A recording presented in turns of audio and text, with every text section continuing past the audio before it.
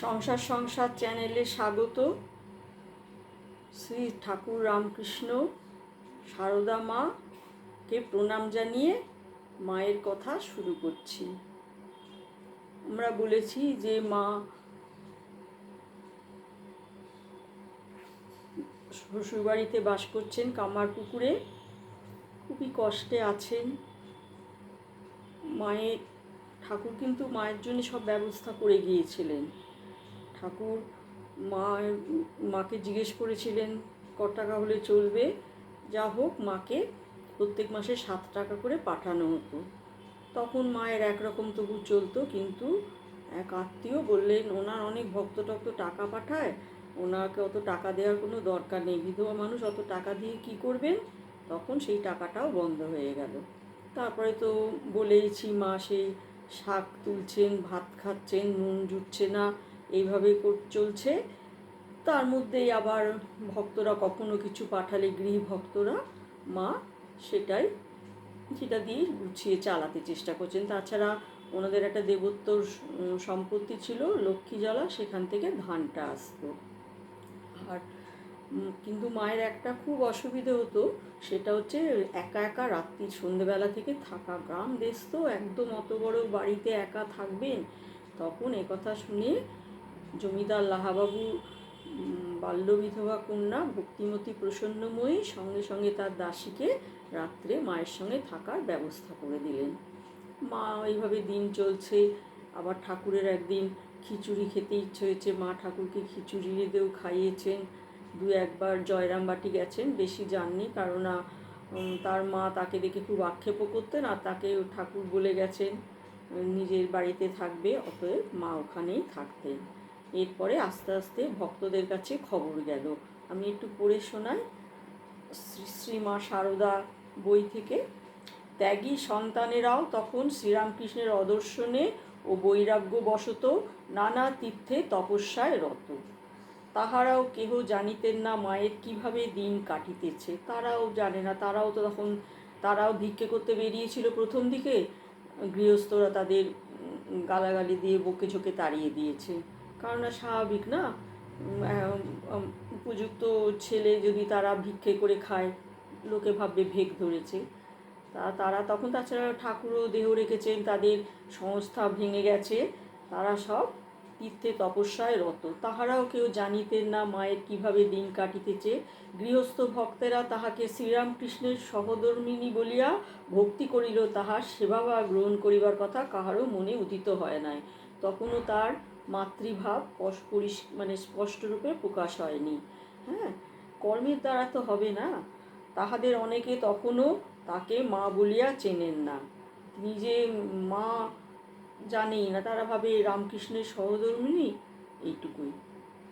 ত্যাগী সন্তানেরা লোকমুখে যখন মায়ের অবস্থার কথা শুনিলেন, তখনই তাহারা তাহাকে কলিকাতায় বা উহার কাছাকাছি কোথাও আনিয়া রাখিবার জন্য তৎপর হইলেন।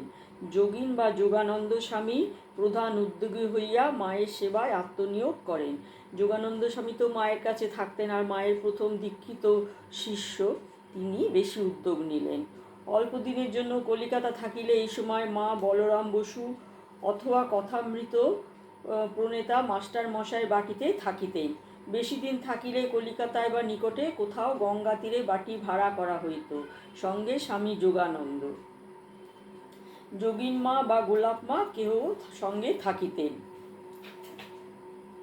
প্রায় শ্রীরামকৃষ্ণের আজ্ঞা অনুযায়ী শ্রীমা এই সময় গয়াধামে শ্বশ্রু ঠাকুরানী চন্দ্রা দেবীর পিণ্ডদান করিতে যান। ঠাকুর বলেছিলেন মাকে যে তুমি গয়ায় গিয়ে মাতৃদেবীর পিণ্ড দিয়ে আসবে, কারণ পিণ্ডদান করে আসবে, ঠাকুর ওখানে যাবেন না। তাছাড়া উনি তো সন্ন্যাস নিয়েছিলেন, গেরুয়া পরতেন না, মা দুঃখ পাবেন বলে, কাজে ওনার পক্ষে হয়তো দেওয়াও সম্ভব ছিল না। শ্রীরামকৃষ্ণের আজ্ঞা অনুযায়ী শ্রী মা এই সময় গয়াধামে শ্বশ্রু ঠাকুরানী চন্দ্রা দেবীর পিণ্ডদান করিতে যান। গয়ার অনতি দূরবর্তী বোধগয়ায় একটি সুন্দর মঠ ও সেখানকার ভালো অবস্থা দেখিয়া তিনি ঠাকুরের কাছে কাঁদিয়া কাঁদিয়া বলেন, আমার ছেলেদের জন্য অমনি একটা স্থান করে দাও, তাহলে অন্যভাবে আশ্রয়ভাবে তাদের কষ্ট পেতে হবে না। গয়া হইতে ফিরিয়া মা কলিকাতার অপর পার বেলুড়ে গঙ্গার ধারে নীলাম্বরবাবুর বাটিতে প্রায় 6 মাস কঠোর তপস্যায় কাটান। এইখানে একদিন 2 জন সঙ্গিনী সহ তিনি ধ্যানে বসিয়াছেন। ধ্যান ভঙ্গ হইলে সঙ্গিনীরা দেখেন মা গভীর ধ্যানে নিমগ্না, পাষাণ প্রতিমার মতো নিশ্চল। বহুক্ষণ পরে ধ্যান শেষে মা বলিতেছেন, ও যোগিন, আমার হাত কই, আমার পা কই, সম্পূর্ণ দেহজ্ঞান রহিত। এই উচ্চতর সমাধি পরেও তিনি দিনকতক নানা বর্ণের জ্যোতির মধ্যে তাহার চিত্ত লীন হইয়া যাইত এবং মৌন সর্বদা অন্তর্মুখ থাকিত। শ্রীরামকৃষ্ণ কখনো জগন্নাথ দর্শনে আসেন না, এই কথা স্মরণ করিয়া মা তাহার ফটো আঁচল ঢাকা দিয়া মন্দিরে লইয়া যান এবং পরম প্রীতিভাবে তাহাকে জগন্নাথ দর্শন করান। এইভাবে পুরীতে 4 মাস কাটাইয়া মাঝে মাঝে তীর্থে যেতেন। এই সময়টা মা পুরীধাম গেছেন। এইভাবে পুরীতে 4 মাস কাটাইয়া কলিকাতা ফিরিয়া মা আটপুর তারকেশ্বর হইয়া কামারপুকুরে যান। প্রায় 1 বৎসর পরে কলিকাতা আসিয়া তিনি মাস্টার মহাশয়ের ভবনে ওঠেন। তখন ভক্ত বলরাম বসুর খুব অসুখ চলছে। শেষ সময়ে নিকটে থাকিবার জন্য মা তাহার ভবনে আসিলেন। দয়াময়ী না। কয়েকদিন পরে শ্রী শ্রী মায়ের চরণপদ্ম দেখিতে দেখিতে বলরাম পুণ্যলোকে চলিয়া গেলেন। বেলুড়ের নিকট ঘুষুরিতে তপস্যায় মগ্ন হন। এই স্থান হইতেই নরেন্দ্রনাথ তাহার আশীর্বাদ লইয়া পরিব্রাজক বেশে বাহির হইয়া যান। তার কথা ছাড়া তো নরেন্দ্রনাথ কিচ্ছু করতেন না। শ্রীরামকৃষ্ণের বার্তা বহন করিয়া আমেরিকা যাইবার প্রাক্কালেও স্বামীজি মাদ্রাজ হইতে মায়ের আশীর্বাদ প্রার্থনা করিয়া পত্র দেন। বেলুড়ে নীলাম্বর বাবুর বাড়িতে থাকাকালেই একদিন মায়ের দর্শন হয়। শ্রীরামকৃষ্ণ ঘাটে দেখেছিলেন আর কি। শ্রীরামকৃষ্ণ ঘাটে সিঁড়ি দিয়া নামিতে নামিতে গঙ্গায় মিশিয়া গেলেন, আর নরেন্দ্র সেই জল জয় রামকৃষ্ণ বলিয়া চারিদিকে ছিটাইয়া দিতেছেন। মা ভাবের ঘরে দেখছেন ঠাকুর গঙ্গায় নেমে গেলেন আর সেই মিশে গেলেন, আর নরেন্দ্রনাথ সেই জল তুলে সব দিকে জয় রামকৃষ্ণ বলে চারিদিকে ছিটাইয়া দিতেছেন। অমনি অগণিত নরনারী জ্ঞান ভক্তি মুক্তি লাভ করিয়া ধন্য হইয়া যাইতেছে। মা নরেন্দ্রের জীবনের মহৎ ব্রত বুঝিলেন, আর দেখিলেন ঠাকুর তাহার হাত ধরিয়া রহিয়াছেন। স্নেহশীলা জননী প্রিয়তম পুত্রকে বিপদ সংকুল বিদেশ যাত্রায় অনুমতি দিলেন ও অজস্র আশীর্বাদ সহ তাহার বিজয় কামনা করিলেন। স্বামীজিও পরবর্তীকালে বলিয়াছেন, মায়ের আশীর্বাদে 1 লাফে হনুমানের মতো সাগর ডিঙিয়েছি। মায়ের কৃপা আমার উপর বাপের কৃপার চেয়ে 1,00,000 গুণের অধিক। মানে শ্রীরামকৃষ্ণের। শ্রীরামকৃষ্ণ শক্তিস্বরূপা সঙ্গজননী সকলের অলক্ষ্যে সর্বদা সন্তানদের কল্যাণ ধ্যানে নিমগ্ন থাকিতেন। এত তপস্যা, এত দর্শন, কিন্তু তবু মায়ের মন শান্ত হচ্ছে না। তখন মাকে ঠাকুরের জন্য মন খারাপ করে, দেহ রাখতে চান না। তখন একজন সন্ন্যাসী মাকে বললেন পঞ্চতপা করতে। পঞ্চতপা কিন্তু খুব কষ্ট। বৈশাখ মাসের গরম, চারদিকে 4টে আগুন জ্বালানো, মাথার উপরে সূর্যতাপ। রোজ সকালবেলা মা সেই তার মধ্যে ঢুকে বসে থাকতেন আর ধ্যান জপ করতেন, সেই যতক্ষণ সূর্য থাকতো। এরম 4 দিন করার পরে মায়ের ব্রত উদযাপন হলো। তখন মা বলেন একদম পুরে কালি হয়ে গেছেন। স্বাভাবিক না, ওদিকে বাইরে 4টে আগুন জ্বলছে, মাথার উপরে সূর্যের তাপ, বৈশাখ মাস। কিন্তু ঠাকুরও যেমন নিজেকে তৈরি করেছিলেন নানাভাবে, তিনিও নানা রকম জপ তপ ধ্যান করে নিজেকে তৈরি করেছিলেন। এইসব করার পরে মায়ের মনটা আস্তে আস্তে অনেকটা ভালো হলো। শ্রীরামকৃষ্ণ অপ্রকট হইবার পর 12 বছর কাটিয়া গিয়েছে। শ্রীরামকৃষ্ণ দেহ রাখার পরে 12 বছর কেটে গেছে। বরানগর হইতে মঠ এখন আলমবাজারে স্থানান্তরিত। নরেন্দ্র বা স্বামী বিবেকানন্দ প্রাচ্য প্রতীচ্যে শ্রীরামকৃষ্ণের মহাবাণী ঘোষণান্তে দেশে ফিরিয়া বেলুড়ে শ্রীরামকৃষ্ণ মঠে পত্তন করিলেন। এটা চেয়েছিলেন। শ্যামা পূজার দিন মাকে মঠে আনিয়া স্বামীজি ও তার গুরু ভাতৃগণ মঠের নতুন জমির চারিদিকে মাকে লইয়া ঘুরিয়া তার পাদস্পর্শী হওয়া পবিত্র করিয়া লইলেন। সংঘের ও মঠের কল্যাণার্থে ওই দিন সঙ্গজননী নিজে শ্রী শ্রী ঠাকুরের পূজা করেন। ওই দিন অপরাহ্নে মাকে লইয়া গিয়া সিস্টার নিবেদিতা বাগবাজারের বসুপাড়ায় তাহার বালিকা বিদ্যালয় স্থাপন করেন।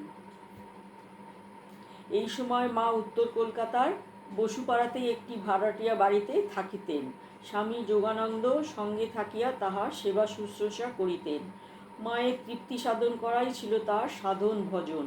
সর্বত্র যাতায়াতের পথে মায়ের সঙ্গে মাঝে মাঝেই তো বেড়াতে যেতেন, মানে তীর্থ ভ্রমণে যেতেন। যাতায়াতের পথে মায়ের সঙ্গে সঙ্গে থাকিতেন। কিছু পয়সা পাইলে সঞ্চয় করিয়া রাখিতেন, বলিতেন মায়ের তীর্থ দর্শনে লাগবে। কাশিধামে একবার কিছুদিনের জন্য কৃচ্ছ সাধন করিয়া তাহার শরীর ভাঙিয়া যায়। কলিকাতায় ফিরিবার পর বসুপাড়ার বাড়িতে যখন তাহার অসুখ বাড়িত, মা বসিয়া বসিয়া কাঁদিতেন, বলিতেন যোগিনের মতো আমায় কেউ ভালোবাসে না। সেই যোগিন মায়ের চরণে দৃষ্টি নিবদ্ধ রাখিয়া সাধনোচিত ধামে চলিয়া গেলেন। স্বামীজি প্রমুখ শ্রীরামকৃষ্ণ সন্তানেরা মাকে কি চক্ষে দেখিতেন, কতখানি ভক্তি করিতেন, তাহা ভাষায় ব্যক্ত করা যায় না। নতুন কিছু করিতে গেলে মায়ের অনুমতি আগে প্রয়োজন।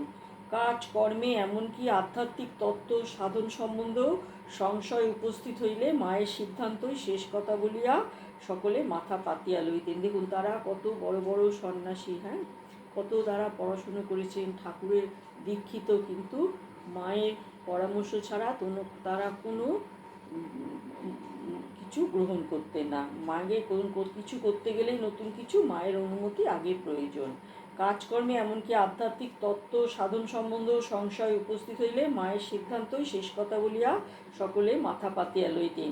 সেই পবিত্রতা স্বরূপিণীর কাছে আসিবার সময় তাহারা করজোড়ে গম্ভীরভাবে আসিতেন, সাষ্টাঙ্গ প্রাণিপাত করিয়া ধীরে ধীরে চলিয়া যাইতেন।